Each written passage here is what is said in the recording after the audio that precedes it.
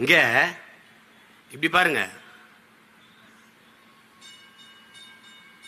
அண்ணா பல்கலைக்கழகத்தில் இவங்களால கற்பனை செய்வாங்க அறப்போர் இயக்கம் அதை வெளியிடுது. அறப்போர் இயக்கத்தினுடைய உடன் பிறந்தார்கள் எல்லோருக்கும் என்னுடைய அன்பும் வாழ்த்துக்களும். அவங்க என்ன பண்றாங்கன்னா, தகவல் அறிவு உரிமை சட்டத்தில் கேட்கிறாங்க, அவங்களுக்கு எப்படி இந்த ஐயம் வந்ததுன்னு தெரியல. ஒரு துறையில் இப்படின்னா ஒவ்வொரு துறையும் எப்படி இருக்குன்னு யோசிச்சு பார்த்துக்க. மொத்தம் 480 தனியார் அரசு பொறியியல் கல்லூரிகள், மொத்தம் 480. இதுல 52,500 பேராசிரியர் பெருமக்கள், 52,500. இதுல 224 தனியார் சுயநிதியில தன்னிதி, சுயநிதி அது சமஸ்கிருதம், நம்ம தன்னிதினே பேசுவோம், தன்னிதி கல்லூரிகள் 224. இதுல பாத்துக்கிறங்க, நல்லா கொஞ்சம் 353 ஆசிரியர் பெருமக்கள், 353 பேராசிரியர் பெருமக்கள் ஒரு இடத்திற்கு மேற்பட்ட இடங்களில் கல்லூரிகளில் பணி செய்வதாக காட்டப்பட்டது. ஒரு இடத்திற்கு மேற்பட்ட இடத்துல நல்லா கொஞ்சம். இதுக்கப்புறம் ஒரு 5 பேராசிரியர் பெருமக்கள் 11 கல்லூரிகளில் முழு நேரமாக பணியாற்றுவதாக காட்டப்பட்டது. 5 பேராசிரியர்கள் முழு நேரமாக 11 கல்லூரிகள். இதுல ஒரு பேராசிரியர் பெருந்தகை 32 கல்லூரியில் தொடர்ச்சியாக 32 கல்லூரியில் முழு நேரமாக பணியாற்றுகிறார் என்று பதிவு செய்து அது சம்பளம் வாங்கிறார். சம்பளம் யார் வாங்கியிருப்பார்னு நீங்க புரிஞ்சுக்கணும், நல்லா கவனிச்சுக்கணும். இதுல ரொம்ப கொடுமை என்னன்னு பாத்தீங்கன்னா, இப்படி 211 பேராசிரியர்கள், எல்லாம் படித்தவர்கள், முதுகலை பட்டம் பெற்றவர்கள், முனைவர் பட்டம் பெற்றவர்கள், 211 பேர் 2500 பணியிடங்களை அவர்கள் நிரப்பினதாக காட்டி, இவர்களே இங்க வேலை செய்யறாங்கன்னு காட்டி ஊதியம் பெற்றிருக்குது. அதுல 175 பேர் 972 பணியிடங்களை நிரப்பியதாக, இவர்கள் அத்தனை பேரும் முனைவர் பட்டம் பெற்றவர்கள். 175 பேரும் டாக்டரேட் பட்டம் பெற்றவர், PhD பண்ணி முனைவர் பட்டம் பெற்றவர்கள் இந்த வேலையை செய்திருக்கிறார்கள். அறப்போர் இயக்கம் கண்டுபிடிக்காத வரை அண்ணா பல்கலைக்கழகம் இது ஒன்றும் கண்டுகல. இப்ப அது சொல்ற காரணம் பாருங்க, இது எப்படி கண்டுக்கிறாங்க. இல்ல அவங்க ஆதார் அட்டை கொடுக்கும்போது ஒவ்வொருத்தரே பல அட்டைகளை கொடுத்துட்டாரு.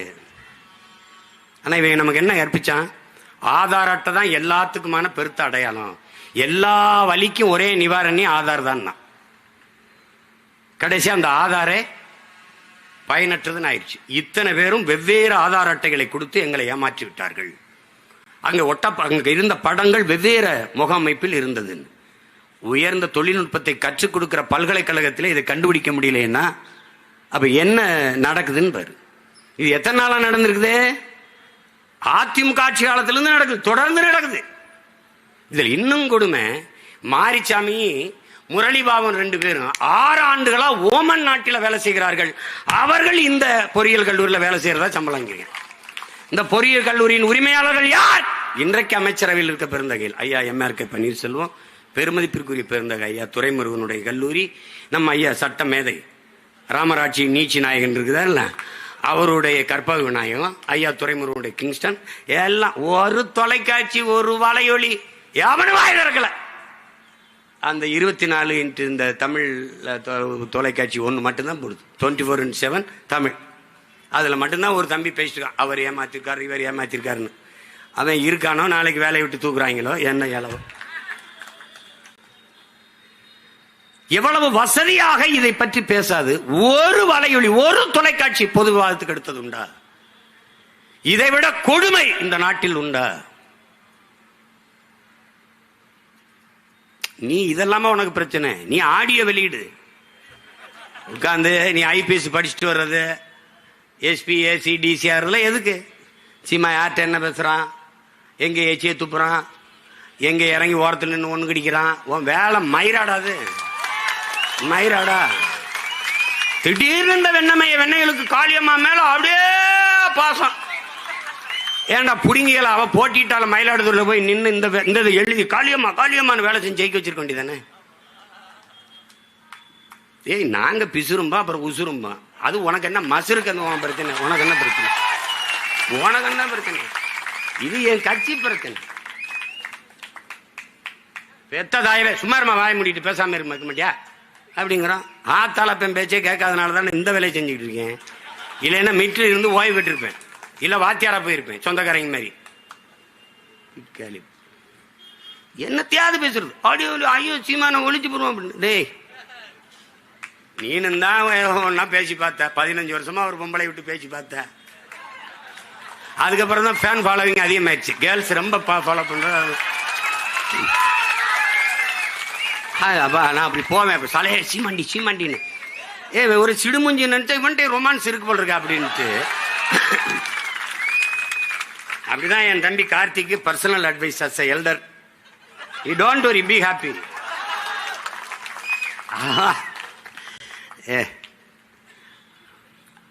அவன் நம்ம முதுக நோண்டி அழுக்க மோந்து பாக்குறவன். அவன் மோந்து பார்த்துட்டு நீனு மோந்து பாரு, நீனு கொஞ்சம் மோந்து பாரு. அயோக்கியப்பு. எதை பேசுறது, எது சமூகத்துக்கு பிரச்சனை, எது அவசியம், இதை வெக்கம் இல்லாம மானம் இல்லாம பேசிக்கிறது.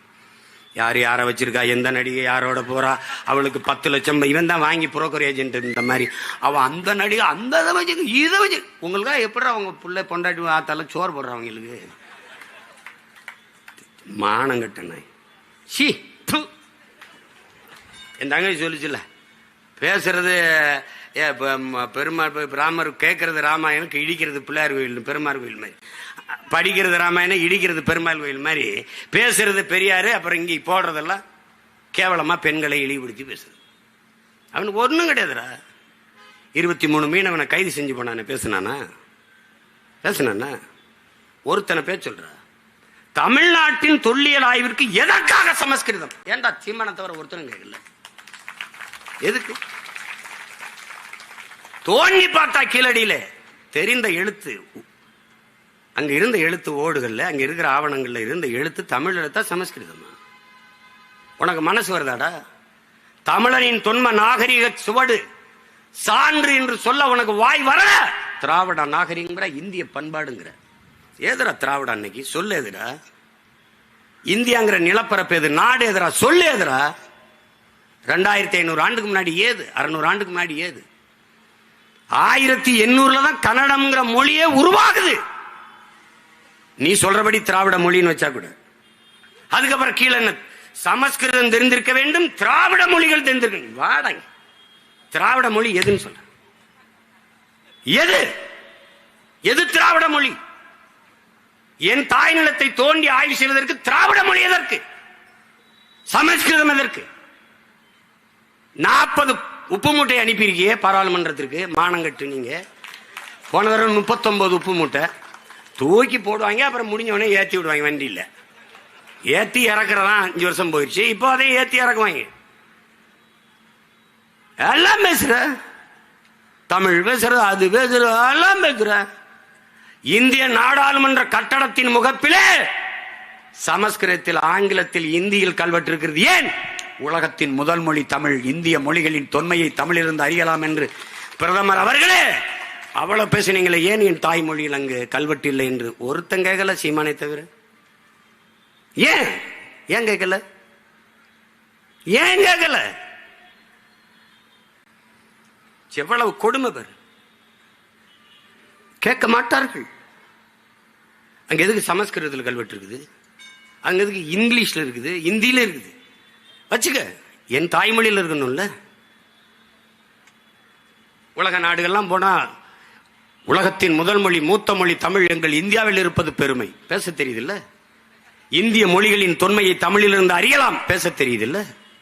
அப்போ யாராவது கேட்டிருக்காங்களா? பேர் கேட்க மாட்டார்கள். இன்றைக்கு நீ எங்களை தவிர்த்து விட்டு போவாய், ஆனால் ஒரு நாள் நான் கூண்டுக்கள் நின்று கூவுவதால் என்னுடைய குரல் உனக்கு கேட்கல. ஒரு நாள் நான் கூரை மேலே ஏறி நின்று கூவுற காலத்தை நாங்கள் உருவாக்குவோம். அப்ப நீ என்னை தவிர்த்து விட்டு தள்ளி விட்டுலாம் போக முடியாது. நீ பதில் சொல்லிதான். யோசிச்சு பாரு, எவ்வளவு தூரம் நம்மளை ஏமாத்தி நகர்த்துறாங்கன்னு பாரு. சட்டம் ஒழுங்கு, சட்டம் இருக்கு, ஒழுங்கா இருக்காங்கிற கேள்விதான். சட்டம் இருக்கு, ஒழுங்கா இருக்கா? 31 நாள்ல 30 நாள்ல 133 கொலைகள். தம்பி ஆம்ஸ்டாங் படுகொலை 134. அதுக்கு பிறகு நம்முடைய பாலகிருஷ்ணன், இந்த மாதிரி நிறைய நம்ம கட்சி பிள்ளைகள் நிறைய பேர். அதுக்கப்புறம் இன்னைக்கு வரைக்கும் கொலை. வீட்டுல உள்ள புகுந்து கொலை, ரோட்ல நடந்தா கொலை. எந்த கொலையாளியாவது 30 வயசுக்கு மேல இருக்கானு மட்டும் பாரு. எல்லாம் இளைய பிள்ளைகள், இளைஞர்கள். ஒரு உயிரை கொல்ல வேண்டும் என்கிற கொடிய சிந்தனை வருதுன்னா அவன் மனநிலை எப்படி தயாராயிருக்குன்னு பாரு. இந்த சமூகம் குற்ற சமூகமாக உருவாக்கப்பட்டு விட்டது. சிந்தனையின் விளைச்சலே சமூகத்தின் விளைச்சலே சிந்தனை. சிந்தனையின் விளைபாடுதான் செயல்பாடுதான் இது போன்ற இழி செயல்கள். அப்ப என்ன சொல்றான் ரூசோ? என்ன சொல்றான்? நீ குற்றவாளியை பிடித்து தூக்கில் போடுவதை நிறுத்து. அவன் குற்றம் செய்வதற்கான காரணத்தை கண்டுபிடித்து அதை தூக்கில போடுன்றான். அப்ப ஒரு தலைமுறை எப்படி நீ உருவாக்கணும்? இது கொடிய செயல், இதை செய்யக்கூடாது என்கிற சிந்தனை உருவாக்கணும். அந்த எண்ணம் இருக்குமானால் அதை நீ என்கவுண்டர் பண்ணணும், சுட்டுக் கொள்ளணும், தூக்கில போடணும், சிறையில் போடணும். அப்படி நீ செய்யலையே. நிறைந்த போதையில் தான் அவர்கள் வெட்டுகிறார்கள்.